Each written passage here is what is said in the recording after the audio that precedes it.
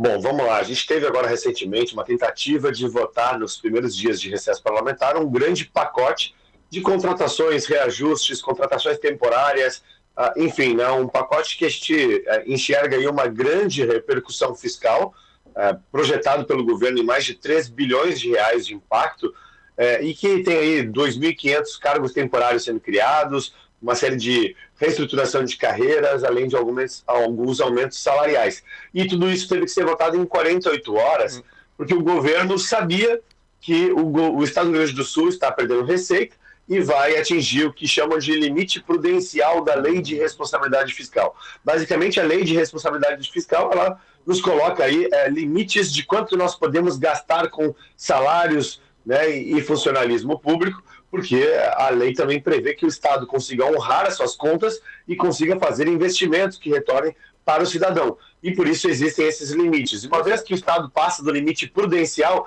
ele começa a ter uma série de restrições a contratar mão de obra, a dar aumentos, entre outras coisas. Eu achei estranho, o Estado...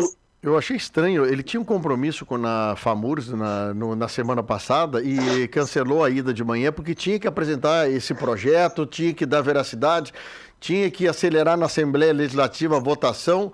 Justamente, então vocês entendem que há uma tentativa do governo criar um fato novo para não entrar dentro do limite, é isso?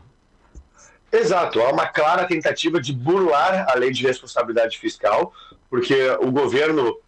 é um projeto grande, né, Fábio? É um projeto de quase 400 páginas aí, juntando todos os anexos e tabelas, fora que o projeto, muitas vezes, ele faz menção em artigos a outras leis. Então, tu tens que ler aí mais do que 400, 500 páginas para conseguir compreender o que o projeto quer, fora analisar as repercussões desse projeto. E a gente não conseguiu ainda nem fazer a análise de impacto fiscal disso. Porque, assim, prometer salário e aumento de salário para servidor é muito fácil, né? Eu também quero que o brigadiano ganhe mais, eu também acho justo que várias categorias possam receber alguns reajustes, também acho razoável que a gente possa contratar mais engenheiros. O grande problema é, tem dinheiro para pagar essas pessoas? Vai ter dinheiro para honrar esses pagamentos? Ou em dezembro nós vamos estar parcelando o salário de servidor público ou mandando um projeto de aumento de impostos como o ICMS, que foi o que foi tentado fazer antes do recesso. O fato é que, há pouco tempo atrás, o Estado dizia que não tinha dinheiro nem para pagar suas contas. Precisava aumentar impostos. E nós fizemos um grande movimento para rejeitar isso. Agora, milagrosamente, logo após uma enchente, quando cai a receita do Estado, porque muitos negócios foram levados pelas águas, o Estado conseguiu resolver isso, conseguiu arrumar dinheiro para contratar 2.500 servidores temporários, fora todos os aumentos. Me parece um tanto quanto estranho isso.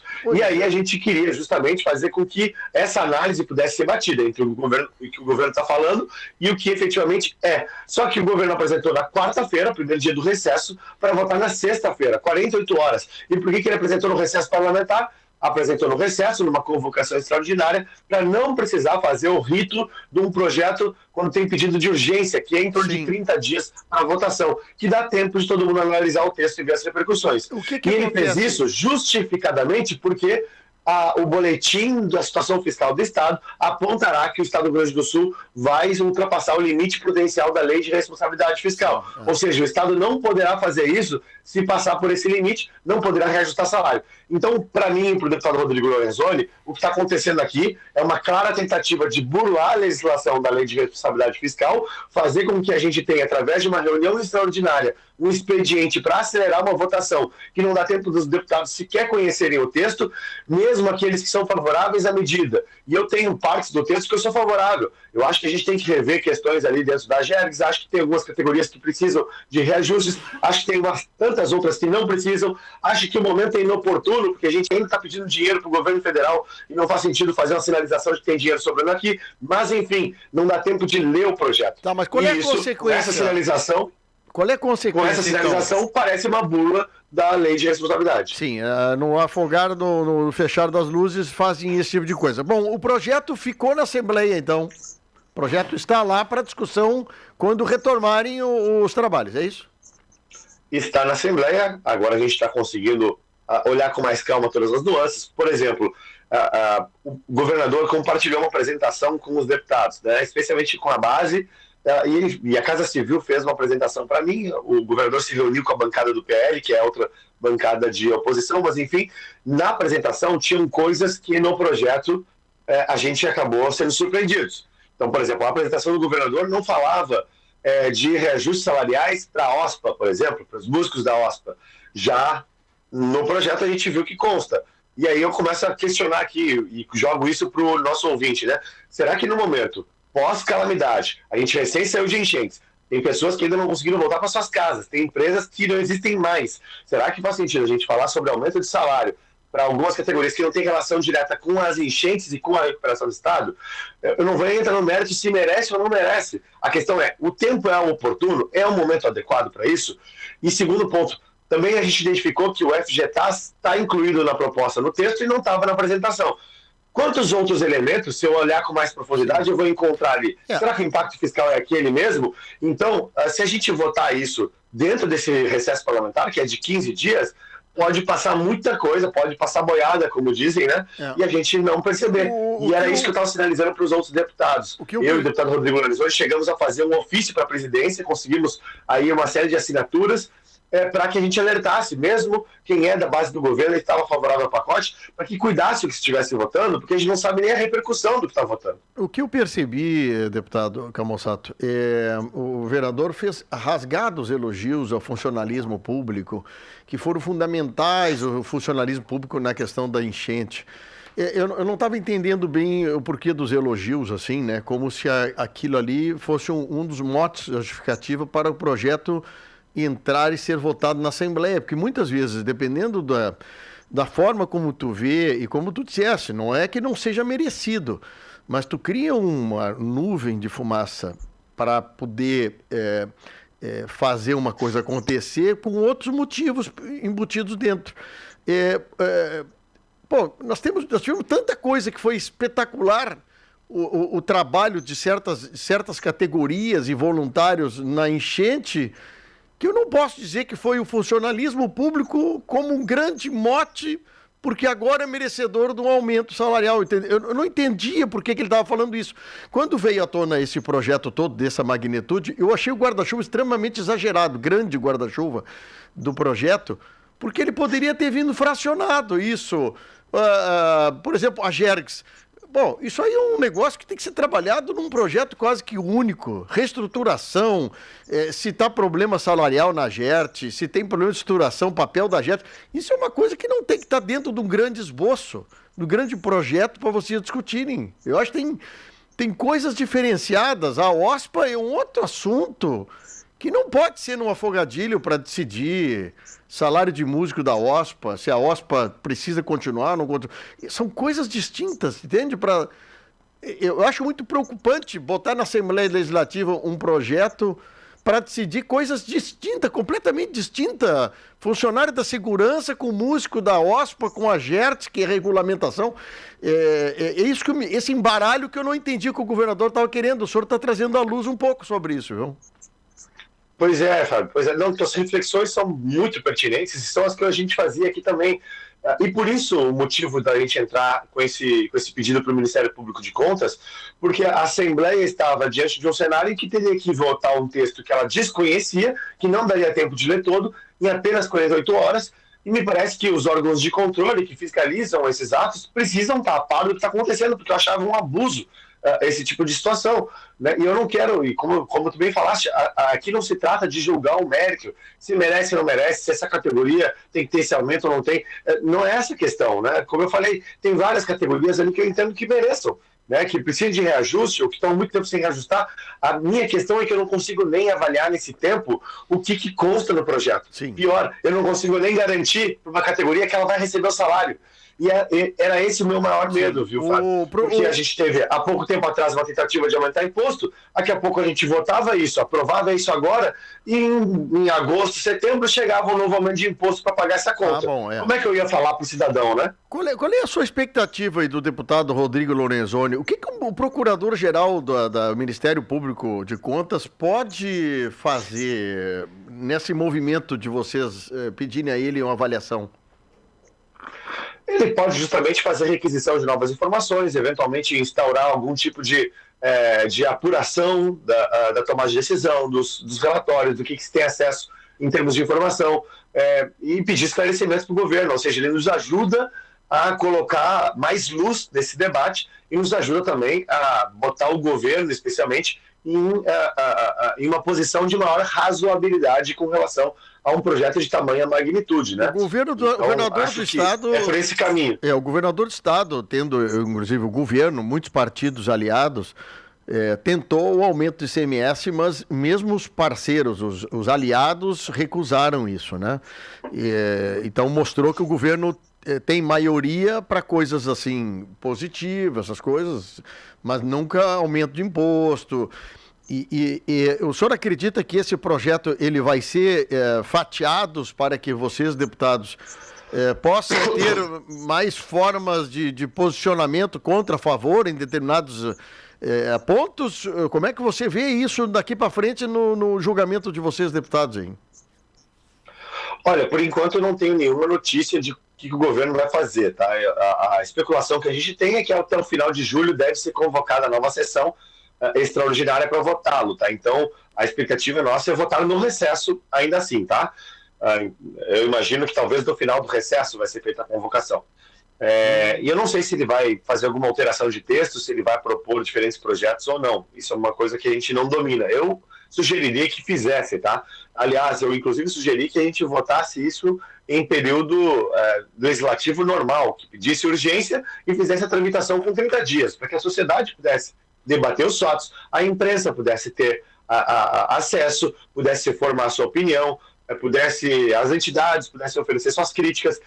Nessas 48 horas, eu acabei recebendo mensagens de vários jornalistas, por exemplo, Fábio, querendo entender o texto, porque imagina, se era ruim para o deputado, que tem assessores especializados, poderem ler esses textos, imagina para a imprensa poder comunicar para o cidadão o que está acontecendo. Né? Me parece que isso é uma falta de transparência grave num processo tão robusto. Como é que então a expectativa é de votar isso até o final do recesso, né?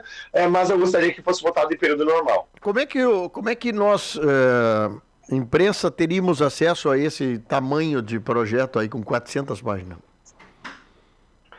Pois basicamente o texto protocolado na Assembleia teria que se fazer a leitura desse texto todo, já que, como eu falei, tem coisas que nós já identificamos no texto que estão diferentes da apresentação, do PowerPoint que foi feito pelo governador para os deputados. Então não dá para levar na ponta da linha que está ali, né? Porque vai que seja surpreendido. Aí, né, o jornalismo vai dar uma notícia, vai falar uma coisa, afirma e daqui a pouco tem uma surpresa. Isso pega mal, né? Então, realmente, eu acho que a coisa, do jeito que está, a forma disso está muito complicada. Né? Então, primeira coisa, precisamos decidir uma forma que seja razoável, para depois a gente poder fazer um debate sobre conteúdo. Né? Vamos fazer o seguinte, havendo alguma novidade até o final de julho, o senhor, vamos tentar montar uma entrevista com o senhor, daqui a pouco com o deputado Rodrigo Lorenzoni, para tentar entender o que vai acontecer para frente aí. Eu acho que é importante. Porque assim, muitas vezes eu não sou funcionário público. Eu acho que funcionário público ganhar mais ou menos, às vezes diretamente não me interessa, porque eu não sou funcionário, eu não tenho familiar funcionário. Acontece que a conta é paga pelo gaúcho, né? Então, e a grande dificuldade, deputado, é que assim, por exemplo, nós estamos na questão Amaral Ferrador, aqui do lado de Camaquã. O governador disse que, vendendo a Corsã, o dinheiro da Corsã seria para asfaltar a estrada para Amaral Ferrador, tá? A coisa anda a passos muito lento para conseguir realizar uma obra. É dinheiro que o Rio Grande do Sul não tem para fazer obras. Nós temos a nossa RS 350, Dom Feliciano Arambaré, não tem mais sinalização de meio da rodovia e placas caídas sem reforma. E falta dinheiro do Estado do Rio Grande do Sul para manter o que está funcionando. Nós não temos mais espaço para gerar novas contas, novas dívidas, a não ser a manutenção da máquina. Então, eu fico vendo assim, eu como usuário da estrada, quero que o Estado me ajude a pintar a estrada, arrumar a estrada. Em compensação, o governador diz que não tem dinheiro. Então, me causa desconforto de poder defender ou o governador querendo melhorar a situação para uma categoria e, no outro lado, uma população que não tem pintura na estrada. Então, perfeito. Eu tenho dificuldade de defender uma categoria em contrapartida da população que precisa de segurança na estrada.